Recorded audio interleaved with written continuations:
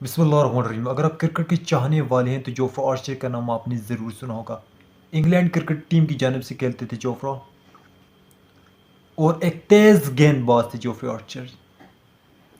और पिछले चंद सालों से वो कोहनी की इंजरी का शिकार थे, और इस कोहनी की इंजरी के बायस वो 2021 और 22 का T20 वर्ल्ड कप भी नहीं खेल पाए थे। लेकिन अब खबरें आ रही हैं जोफ्री आर्चर से मुताल्लिक, काफ़ी अच्छी खबरें मौसूल हो रही हैं। और ब्रिटिश मीडिया का कहना है कि जोफ्री आर्चर जो हैं वो मुकम्मल फिट हो चुके हैं, और उन्हें हम अब बॉलिंग करवाता हुआ देख पाएंगे अगेंस्ट न्यूजीलैंड।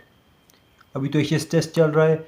एशियस टेस्ट के बाद न्यूजीलैंड के साथ सीरीज है इंग्लैंड की, जहां हम 3 वनडे मैचों की सीरीज है, और इसमें हम जोफ्री आर्चर को बॉलिंग करवाता हुआ देख पाएंगे।